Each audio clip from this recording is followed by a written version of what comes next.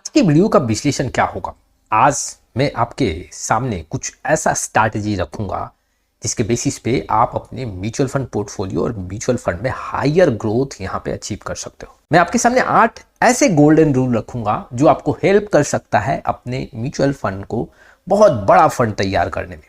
चलिए शुरुआत करते हैं। लेकिन आप में से बहुत ऐसे इन्वेस्टर हैं जिनको पोर्टफोलियो रिव्यू और डिजाइन को लेकर प्रॉब्लम है। स्क्रीन पे आप व्हाट्सएप नंबर के थ्रू जुड़ सकते हैं। चलिए शुरुआत करते हैं सबसे पहले फर्स्ट पॉइंट के साथ। म्यूचुअल फंड इन्वेस्टमेंट में अगर आप यहाँ पे बहुत बड़ा फंड और बहुत यहाँ पे ग्रोथ चाहते हो, बहुत बड़ा ग्रोथ चाहते हो, तो सबसे फर्स्ट पॉइंट क्या आपको ध्यान रखना है कि आपको बहुत जल्दी म्यूचुअल फंड इन्वेस्टमेंट स्टार्ट करना है।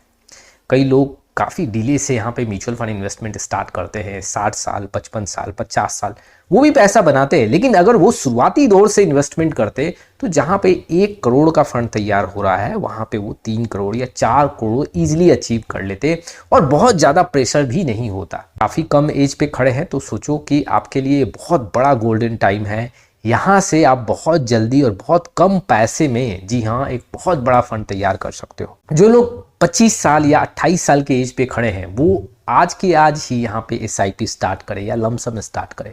आप अगर 20 साल के एज से ही कुछ ना कुछ अर्न कर रहे हो तो वहाँ से ही आप एसआईपी या लमसम करें।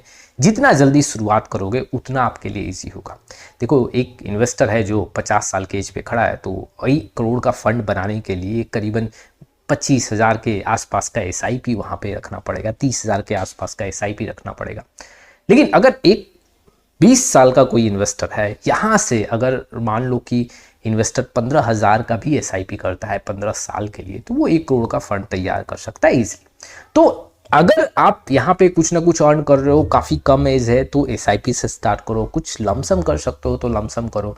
जितना जल्दी यहाँ पे अपने इन्वेस्टमेंट को स्टार्ट करोगे म्यूचुअल फंड में, उतना बड़ा फंड यहाँ पे बनता हुआ देखने को मिल सकता है। दूसरे पॉइंट की तरफ बढ़ते हैं। देखो, म्यूचुअल फंड में आए तो एक लंबे समय का यहाँ पे प्लानिंग करके आए कि मुझे यहाँ पे 10 साल के ऊपर यहाँ पे इन्वेस्टमेंट करना है। बहुत ऐसे इन्वेस्टर हैं जिनको पता नहीं है म्यूचुअल फंड में, और वो क्या करते हैं, उनको बस ये पता है ज़्यादा दिन अगर आप यहाँ पे इन्वेस्टमेंट करेंगे तो रिटर्न ज़्यादा मिलेगा।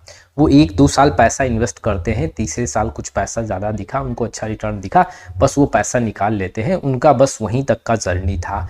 देखो, आप 3 साल 2 साल कंटिन्यू करके अगर आप म्यूचुअल फंड से पैसा निकाल रहे हो तो उससे बहुत बड़ा फंड नहीं बन सकता। 10 साल से ऊपर जाना चाहिए। एक बहुत बड़ा हैंडसम अमाउंट पाने के लिए आपको 10 साल के ऊपर जाना चाहिए।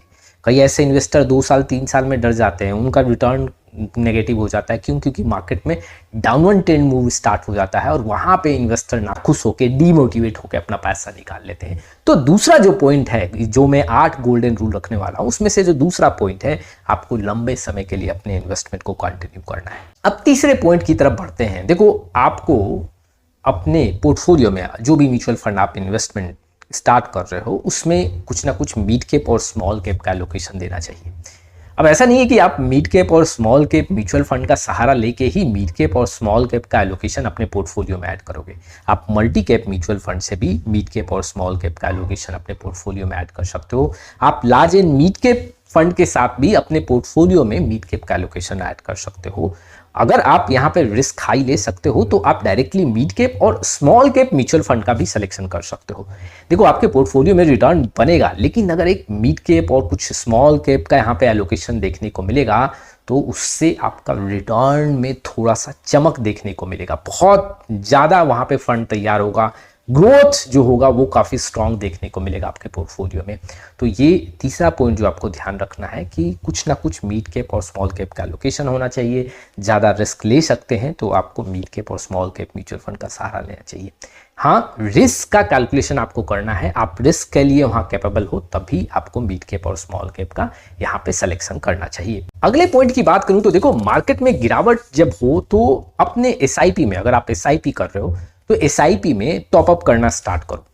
मान लो आप 5,000 का एसआईपी कर रहे हो तो यहाँ पे करीबन गिरावट में 5,000 का टॉपअप कर दो।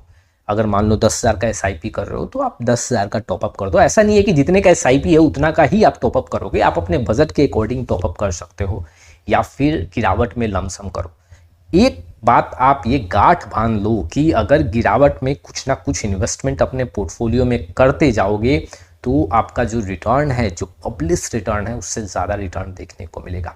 और लंबे समय में कई बार देखने को मिला है कि फंड में भी ऐसे स्ट्रैटेजी को अप्लाई कर दोगे तो आपका रिटर्न जो है वो काफ़ी अच्छा देखने को मिलेगा, कैटेगरी एवरेज को भी बीट करेगा और बेंचमार्क को भी बीट करेगा।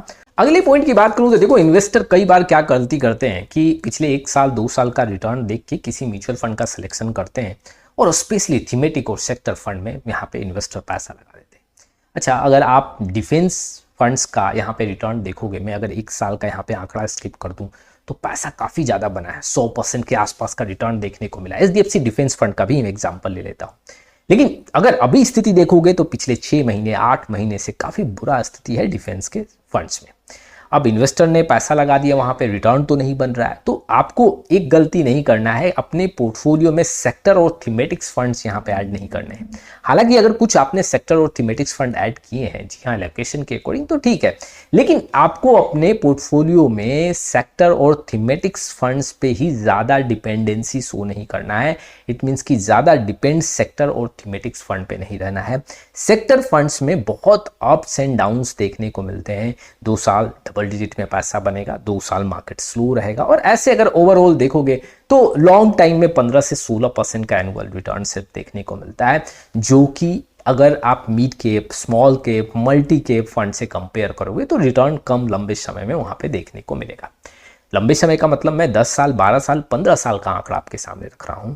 देखो, आपको कभी भी अपने पोर्टफोलियो में सबसे ज्यादा सेक्टर और थीमेटिक्स फंड्स का सहारा नहीं लेना चाहिए। अगले पॉइंट की तरफ बढ़ते हैं। मार्केट में गिरावट आएगा, हो सकता है आपने 5 साल म्यूचुअल फंड एसआईपी किया या लमसम किया, आपका पैसा बना है, अब 5वें साल मार्केट में गिरावट आ गया, आपका प्रॉफिट कम दिखेगा, आपका पोर्टफोलियो का वैल्यू कम दिखेगा। वैसे सिचुएशन पे आपको अपने धैर्य शक्ति को वीक नहीं करना है और अपने म्यूचुअल फंड को वहां पे रोकना नहीं है, अपने एसआईपी को नहीं रोकना है, अपने एसआईपी को पॉज नहीं करना है। लास्ट का जो 3 साल 4 साल है उसमें ही ज्यादा आपको ग्रोथ देखने को मिलेगा।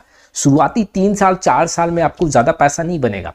तो अगर मार्केट में कभी ऐसा गिरावट हो, आपको ये लगे कि मेरा तो प्रॉफिट काफी कम हो गया, तो आपको मायूस नहीं होना चाहिए, आपको बने रहना चाहिए।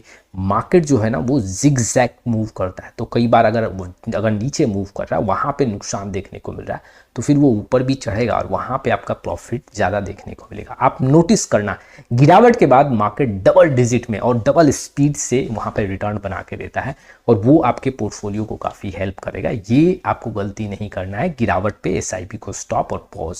अगले पॉइंट की बात करूं तो देखो, आपको एक गलती ये भी नहीं करना है कि बार बार आप फंड्स को चेंज करो। मान लो आप 15 साल इन्वेस्टमेंट यहाँ पे करने जा रहे हो, म्यूचुअल फंड पोर्टफोलियो आपने डिजाइन किया, शुरुआती ये 2 साल 3 साल फंड परफॉर्म नहीं कर रहा या कोई फंड आपके पोर्टफोलियो को ज्यादा डैमेज कर रहा है, तो वहां पे आप डिसीजन ले सकते हो, वैसे फंड से बाहर निकल सकते हो। लेकिन मान लो 15 साल का पूरा इन्वेस्टमेंट जर्नी है और वहां पे अगर आप 15 साल में कई फंड चेंज कर दिए तो उससे क्या होगा, बहुत बड़ा फंड आपको नहीं बनता हुआ देखने को मिलेगा। लास्ट का जो 7 से 8 साल है 15 साल के ड्यूरेशन में, उसमें आपको कोई फंड चेंज नहीं करना है। हाँ, स्ट्रैटेजी हम बना सकते हैं, मान लो कोई फंड परफॉर्म नहीं कर रहा तो एलोकेशन इंक्रीज और डिक्रीज करके अपने पोर्टफोलियो के रिक्वायरमेंट को फुलफिल कर सकते हैं, लेकिन बार बार फंड चेंज करना is not a good solution. अगले पॉइंट की बात करूं तो देखो, आपको ये भी ध्यान रखना है, मान लो आपने 15 साल का यहाँ पे इन्वेस्टमेंट जर्नी का पूरा प्रिपरेशन कर लिया, अब आपने क्या किया कि 5 साल हुए, अच्छा खासा फंड देखने को मिला, कुछ आपका रिक्वायरमेंट हुआ, आपने वहां से पैसा निकाल लिया। अगर बीच बीच में आप पैसा अपने म्यूचुअल फंड से, अपने पोर्टफोलियो से निकालते रहोगे तो बहुत बड़ा फंड तैयार नहीं हो सकता है। हाँ, कुछ ऐसा इमरजेंसी देखने को मिल रहा है तो उसके लिए आप अलग से इमरजेंसी फंड तैयार करें, जो कि काफ़ी ज़रूरी है। उसके साथ ही साथ आप यहाँ पे टर्म इंश्योरेंस भी रखें अपने लाइफ को यहाँ पे सिक्योर करने के लिए। जी हाँ, अपने आप को फिनेंशियल सिक्योर करने के लिए, जिससे आपका म्यूचुअल फंड इन्वेस्टमेंट डिस्टर्ब ना हो। इन सारे पॉइंट को अगर आपने ख्याल कर लिया, इन सारे पॉइंट को अपने म्यूचुअल फंड पोर्टफोलियो में अप्लाई कर दिया, तो मैं विश्वास के साथ कहता हूँ कि आपका फंड बड़ा होगा और आपके पोर्टफोलियो में ग्रोथ भी काफ़ी अच्छा देखने को मिलेगा। आज के लिए बस इतना ही। एक हम्बल रिक्वेस्ट, अभी तक चैनल को नहीं किया सब्सक्राइब तभी स्टार्ट करें, फिर नई वीडियो के साथ। तब तक के लिए जय हिंद, जय भारत।